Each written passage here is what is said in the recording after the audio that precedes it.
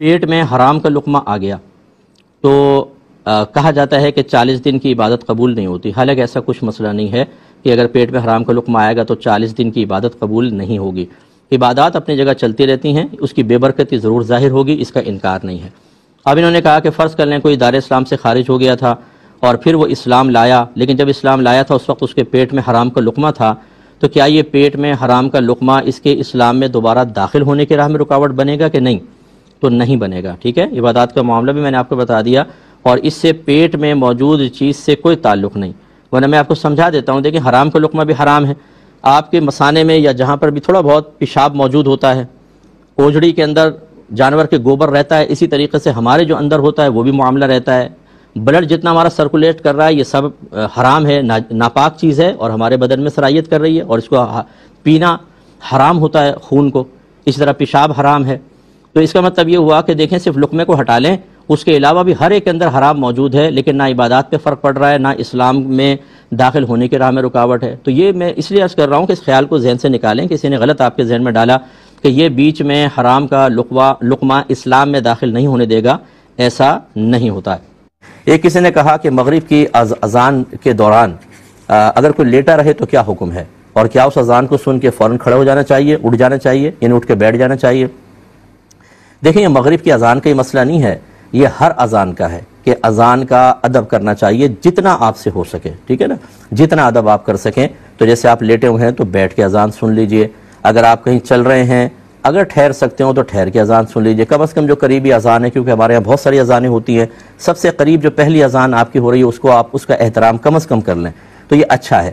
لیکن اگر کوئی لیٹا رہا اور کوئی بے ادبی نہیں کر رہا کوئی اور دیگر، تو یہ نہیں کہیں گے کہ گناہگار ہوا۔ اور جیسے آپ نے خاص مغرب کا لفظ کہا، یہ ہمارے گھر والوں کا ایک عجیب سوچ ہوتی ہے کہ باقی اذانوں میں اتنی فکر نہیں ہوتی، جیسے ہی مغرب کے اذان ہوگی بھائی مغرب کے اذان ہو رہی ہے اٹھ کر بیٹھ جاؤ، کیوں؟ مغرب میں ہی کیوں؟ فجر، ظہر، عصر اور عشاء، کیا یہ اذانیں اس کے مقابلے میں حقیر اور کمتر ہیں؟ ایسا نہیں ہے، یہ ایک ذہن بن گیا ہے۔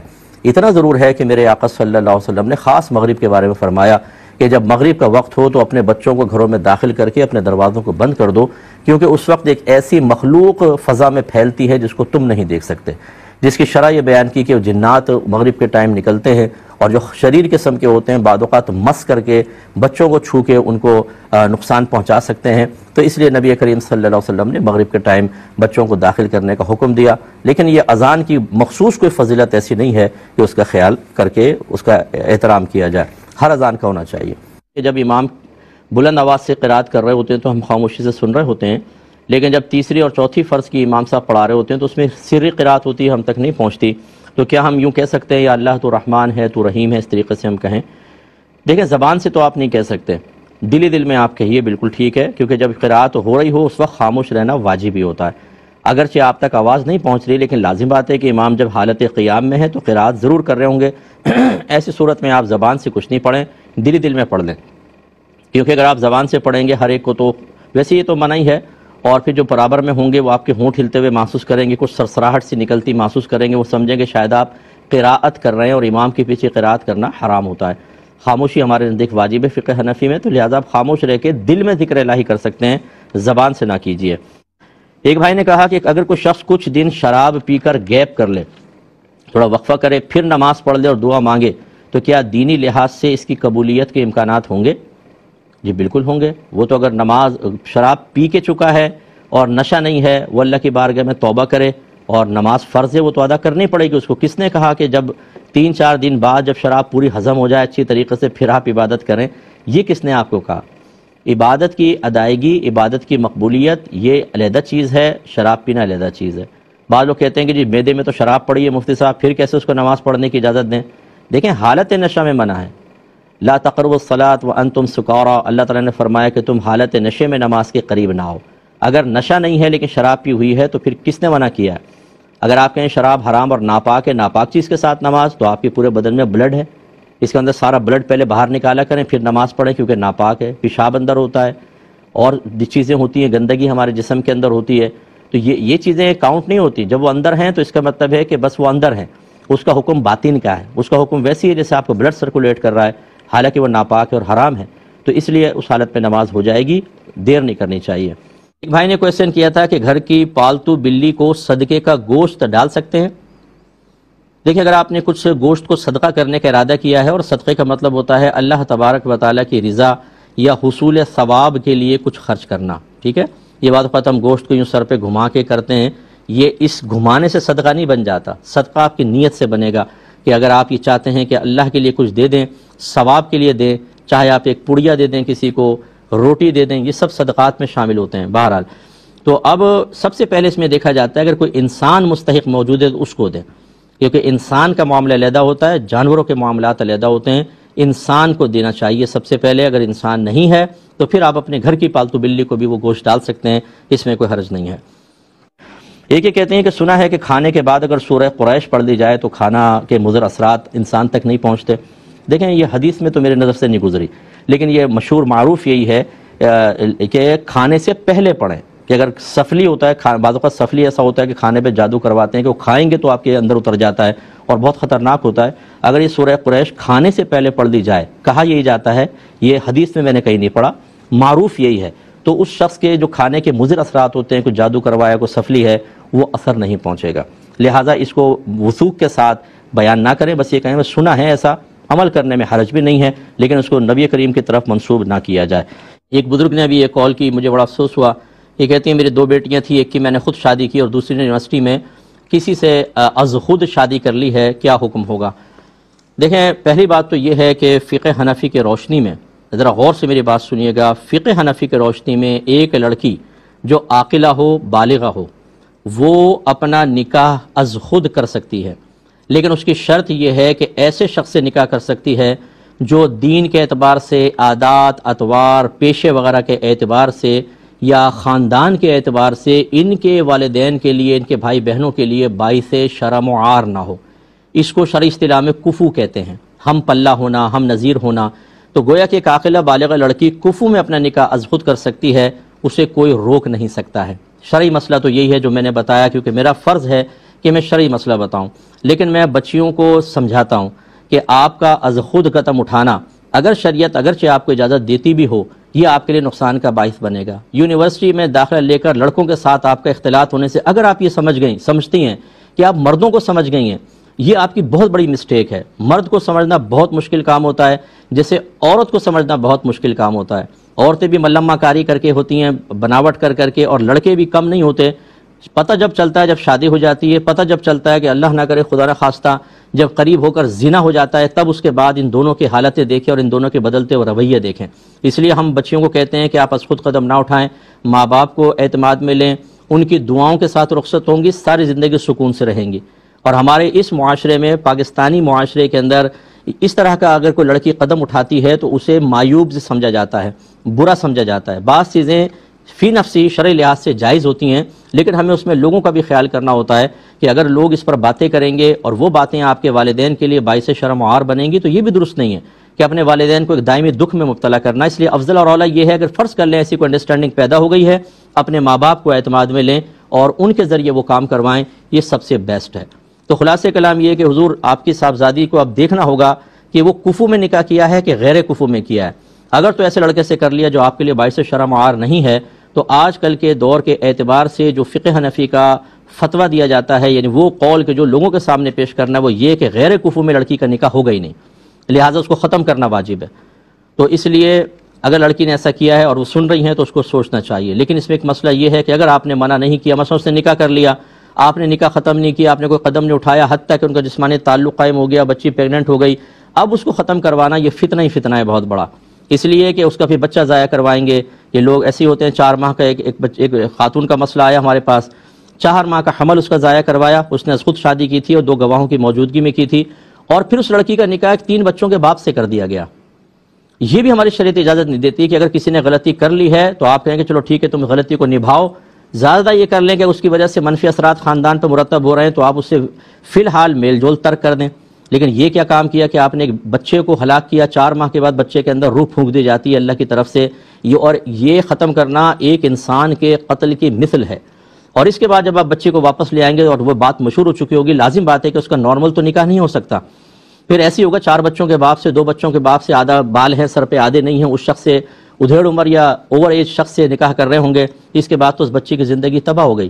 اس لیے بہت ہی سوچ سمجھ کے فیصلہ کرنا چاہیے۔ میری گزارش ہے اگر بچی ایسے کوئی قدم اٹھا لے تو آپ فوراً کسی اچھے مستند اہل سنت کے دارالافتاء سے فتویٰ لیں، اس کے اوپر اس کے مطابق عمل کریں۔ آخری بات اس میں بس میں یہ کہنا چاہوں گا کہ ہمارے جو والدین ہیں وہ بھی تھوڑا سا سوچیں۔ ہماری سوچیں کچھ اور تھیں، جو پرانے لوگ ہیں، جدید بچوں کی سوچیں تبدیل ہو گئی ہیں۔ میرے پاس ایسی بھی کیسز آئی کہ لڑکی پڑھی لکھی ہے، وہ ڈاکٹر بن رہی ہے، اور ماں باپ کہہ رہے ہیں کہ اس کا نکاح ہم خالہ کے بیٹے کے ساتھ کریں گے جو بالکل جاہد، اجڑ، گنوار اور گٹکے کھانے والا، سگریٹوں کے سٹے لگانے والا، آوارہ لڑکوں کے ساتھ بیٹھنے والا، بس پیسہ اچھا کماتا ہے۔ اب آپ بتائیں یہ کیا میچ کرتا ہے یہ جوڑا؟ اب وہ لڑکی اگر کوئی ایسا قدم اٹھائے کہ میں اس کے ساتھ زندگی گزاروں گی جو یہاں پچکاریاں مارتا ہے، وہاں پچکاریاں مارتا ہے، 2 منٹ میں ماں بہن کی گالیاں بکنا شروع کر دیتا ہے، لیکن آپ رشتے نبھا رہے نہیں، ہم نے خالہ کو زبان دی ہوئی ہے، تو اب اگر وہ بچے غلط قدم اٹھائیں اس میں کس کا قصور ہے یہ بتائیے؟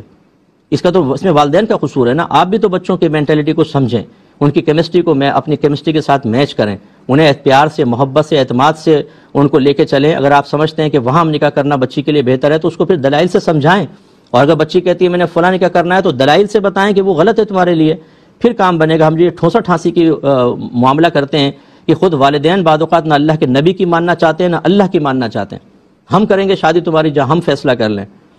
تو آپ بتائیے، ایک مجھے کپل نے باہر کے ملک سے کہا کہ ہمارے والد صاحب نے ہمارے سب بھائیوں کی شادی کی، اب ہمارے جو بچے ہو گئے ہیں یعنی ان کے پوتا پوتی نواسا نواسی دادا جان چاہتے ہیں ان کے نکاح بھی میں ہی کروں گا۔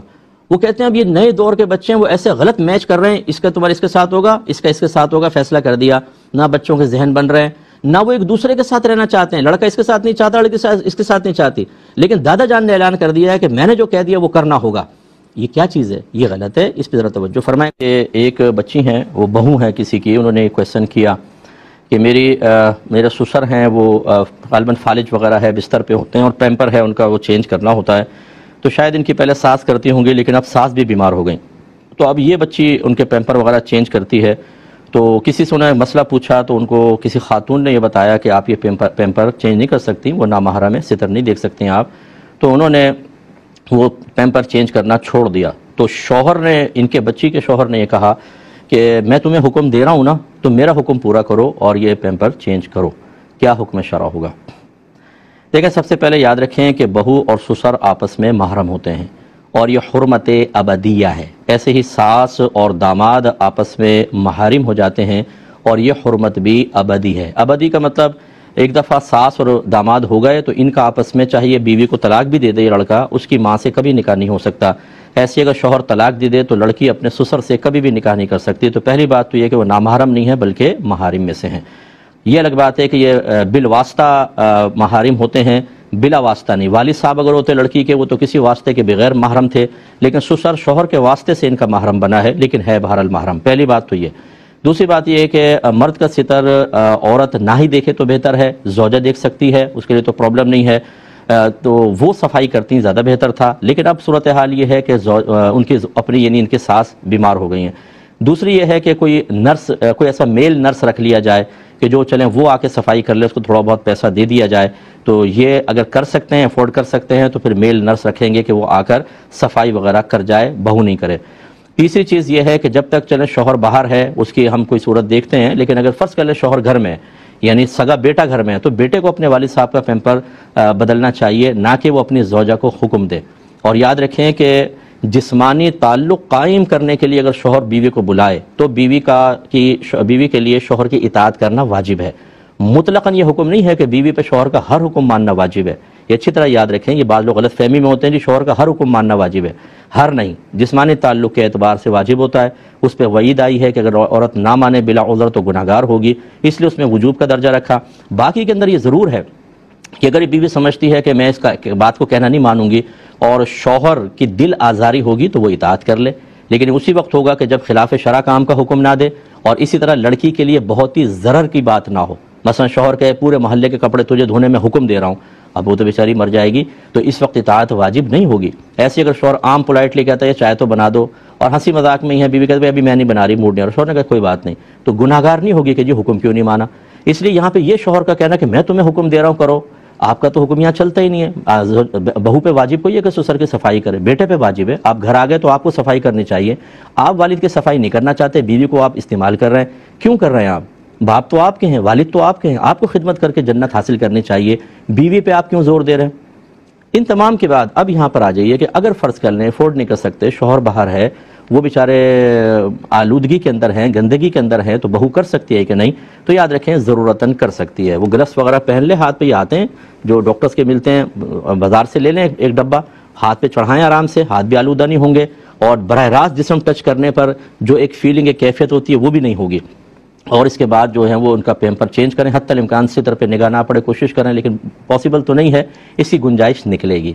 کیونکہ دیکھیں باہر کے ملکوں میں اتنے مرد حضرات ہیں، آپ دیکھیں کتنے مسلمان ہیں، لاکھوں کی تعداد میں ہاسپٹل میں چلے جاتے ہیں، ایڈمٹ ہو جاتے ہیں ہاسپٹل کے اندر، فیمیل نرس آ کے ان کی صفائی کر رہی ہوتی ہے، اور ان میں مسلمان بچیاں بھی ہوتی ہیں۔ یہاں پر بھی ایسا مسئلہ ہے۔ ابھی ایک مسلمان خاتون نے مجھ سے پوچھا کہ ہماری ڈیوٹی ایسی ہے کہ مردوں کا ستر بعض اوقات ہمیں چیک کرنا پڑتا ہے، یعنی مقام ستر کو چیک کرنا پڑتا ہے، اب کیا کریں ہم؟ تو پھر اس کے لیے مجبوری کی صورت بنتی ہے کہ جب اس طرح کا کوئی اور آپشن نہیں ہوتا تو شریعت اس کی اجازت دیتی ہے۔ تو ہاسپٹلس کا نظام پورا عموم بلوہ اس میں آپ دیکھیں گے۔ اس کے علاوہ ایک اور میں آپ کو مثال دے دیتا ہوں کہ غزوات میں نبی کریم صلی اللہ علیہ وسلم صحابیات کو بھی لے کر جاتے تھے، اور ان کا کام یہ ہوتا تھا کہ وہ بیماروں کی، مریضوں کی، اسی طریقے سے زخمی لوگوں کی مرہم پٹی کیا کرتی تھی۔ اب آپ اندازہ کریں جنگ ہو رہی ہے، اگر صحابہ کو وہاں بٹھا دیا جاتا تو کئی مجاہد تو اسی میں لگ جاتے، اور جہاد میں مردوں کی حاضری ضروری تھی، نبی کریم نے عورتوں کو بٹھایا۔ اب جو زخمی آ رہا ہے کیا وہ ان کا محرم ہی آتے تھے وہاں پر؟ نامحرم بھی ہوتے تھے، اور جسم کے کس حصے پہ زخم ہے؟ ہر حصے پہ ہو سکتا ہے، ران میں تیر لگ گیا، گھٹنے پہ تلوار ماری ہے، گھٹنا کٹ گیا ہے، تو اب وہ یقینی سی بات ہے کہ خواتین ہی ان کی تیمارداری کرتی تھیں۔ اگرچہ صراحتاً میں نے کوئی ایسی چیز نہیں دیکھی کہ مقام ستر میں کھولا گیا ہو، لیکن غالب گمان یہی ہے، جنگ میں تو ہر طرح سے زخم ہوتے ہیں، اس لیے یہ ہم اتنی تفصیل سے جو میں نے بیان کی اس کی وجہ یہ ہے کہ اس قسم کے معاملات میں شدت نہ کی جائے۔ پھر جن خاتون نے یہ مسئلہ بتایا ہے وہ خاتون کیا فتویٰ دینے کی اہل ہیں یا نہیں؟ یہ بھی ایک یاد رکھیے کہ بعض اوقات بعض لوگ صاحب تقویٰ بن کر بعض چیزوں کو فوراً نہیں یہ حرام ہے، یعنی اس میں گنجائش نکالنے کی زحمت ہی گوارا نہیں کرتے، بس یہ منع حرام ہے۔ اچھا منع حرام ہے تو اس کا کوئی متبادل حل؟ کیا سسر کو ایسے چھوڑ دیں وہ گندگی میں پڑا رہے، اس میں کیڑے پڑ جائیں، اس بیچارے کو سارے دن اذیت ہوتی رہے؟ آپ چھوٹے بچوں کو دیکھیں جو ذرا طبعی لحاظ سے نظافت والے ہوتے ہیں، وہ پوٹی کر دیں نا پیمپر میں یا پیشاب کر دیں تو بے چین ہو جاتے ہیں۔ میرا بڑا بیٹا ایسی تھا، وہ روتا تھا، فوراً پتہ چل جاتا تھا یہ کچھ کیا ہے، صفائی کریں تب خاموش ہوتے۔ تو ایسی بعض بچے ہوتے تو بڑا تو پھر بدرجہ والا اس کو محسوس کر رہا ہوتا ہے، جو صفائی ستھرائی کا حامل ہے، جو کبھی گندگی کے اندر نہیں رہا، وہ اپنی گندگی میں آلودہ پڑا ہوا ہے، اور ہم کہیں کہ یہ نہیں ستر نہیں دیکھ سکتے، ایسے ہی پڑے رہو، یہ شریعت کہاں سے کہے گی؟ اس لیے ہو سکتا ہے کوئی میری رائے سے اختلاف کرے، ٹھیک ہے کر سکتا ہے، لیکن دلائل کے ساتھ کرے تو انشاءاللہ پھر ہم اس کو جواب میں دلیل دیں گے۔ تو ایسی جو خواتین ہیں، چاہے وہ مبلغہ ہوں، چاہے وہ مطلب آپا ہوں، باجیوں جیسے محلے کی ہوتی ہیں، بیانات وغیرہ کرتی ہیں، لوگ ان کو بلا لیتے ہیں، یاد رکھیں ان کو یہ حق حاصل نہیں ہے کہ وہ اس طرح کے فتاویٰ دیں۔ میں نے پہلے بھی آپ کی آخری بات اس سلسلے میں عرض کر رہا ہوں، باہر کے ملکوں میں جو ڈیلیوری ہوتی ہے عورتوں کی کس طریقے سے ہوتی ہے، وہاں پہ میل کھڑے ہوتے ہیں، سارے ڈاکٹر بھی کھڑا ہوتا ہے، ہیلپرز بھی کھڑے ہوتے ہیں، میل ہوتے ہیں۔ کیوں کرواتی ہیں وہاں پہ؟ صاحب تقویٰ، پرہیزگار، عالمات، تبلیغ دین کرنے والی خواتین وہ اپنا ستر کھولنے پہ مجبور ہیں۔ کیوں نہیں آ جاتی پاکستان، ہندوستان، یہاں پہ آ کے ڈیلیوری کروائیں، یہاں فیمیلز ہیں، پھر اپنے بچوں کو لے جائیں صرف نیشنلٹی کے لیے۔ بچہ اگر یہاں کا بورن ہوگا وہاں کی نیشنلٹی نہیں ملے گی اس کو۔ بتائیے یہ شرعی عذر کیسے بنا لیا آپ نے کہ جی اب وہاں پر ستر کھولنا جائز ہے؟ کیسے؟ میں تو اس میں بھی رعایت دوں گا۔ میں ان کے لیے کہہ رہا ہوں جو صاحب تقویٰ بن کر ہماری اس قسم کی باتوں کے اوپر اٹیک کرتے ہیں۔ دیکھیں جی یہ مفتی صاحب نے کیسا جواب دے دیا، ستر دیکھا جا سکتا ہے، تو چلیں پھر باہر چلتے ہیں۔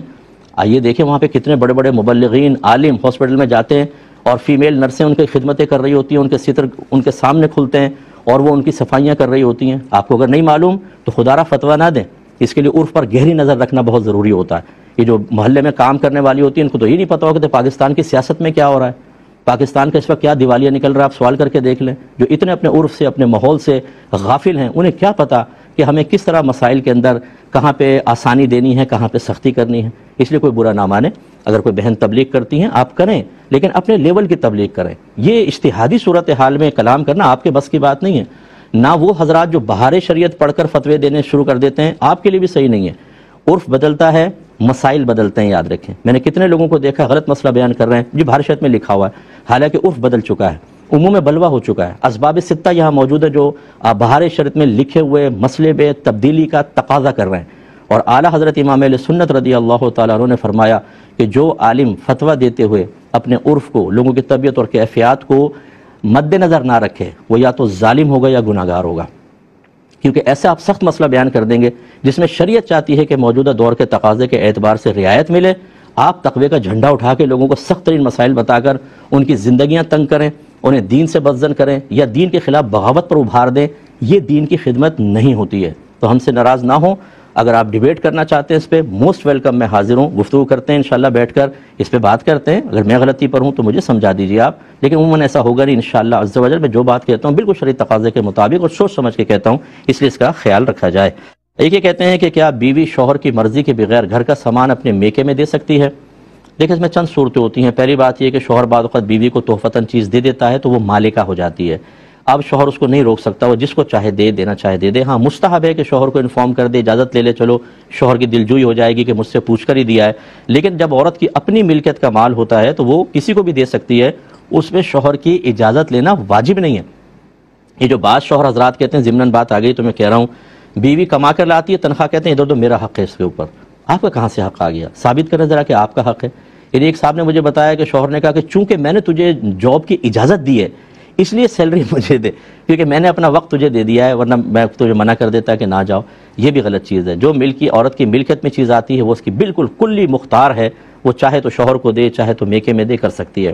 ایک وہ چیز ہے کہ جو شوہر کی ملکیت میں ہے، بیوی اس کی مالکہ نہیں، لیکن بیوی کو یقین ہے کہ میں دے بھی دوں گی شوہر ناراض نہیں ہوگا، اس میں اگر بغیر پوچھے دے گی تو حدیث میں ہے عورت کو آدھا ثواب ملے گا، اور اگر شوہر کے ناراضگی کا اندیشہ ہے تو بالکل ثواب نہیں ملے گا، گناہ گار بھی ہوگی، شوہر سے پوچھ کر دے، کیونکہ یہ چیز عورت کی نہیں ہے، شوہر کی ہے، ٹھیک ہے نا؟ تو یہ تھوڑا سا اس میں خیال رکھ لیا جائے۔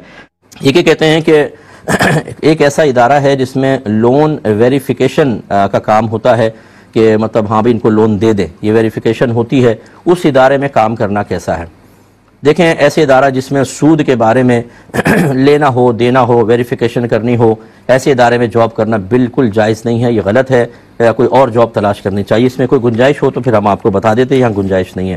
یہ کہتی ہیں کہ میں 29 سپارے پڑھ لیتی ہوں تو شوہر کہتے ہیں 30واں چھوڑ دو، وہ میں پڑھ لوں گا، کیونکہ وہ آسان ہوتا ہے نا چھوٹی چھوٹی صورتوں والا آگے چل کر، تو وہ میں پڑھ لوں گا۔ تو کیا یہ صحیح ہے؟ یہ صحیح نہیں۔ آپ پورا قرآن پڑھ رہی ہیں، آپ 30واں پڑھیں، چھوڑنے کا کیا مطلب ہے؟ شوہر سے کہ تم آپ علیحدہ 30واں پڑھ لیں، ایک قرآن اور 30ویں سپارے کا ثواب ایصال کر دیجیے گا۔ یہ طریقہ کار غلط ہے کہ تم 29 پڑھ لو، 30 میں پڑھ، 30واں میں پڑھ لیتا ہوں۔ دونوں اپنا اپنا پڑھیں اور اس عمل کا ثواب ایصال کر دیں۔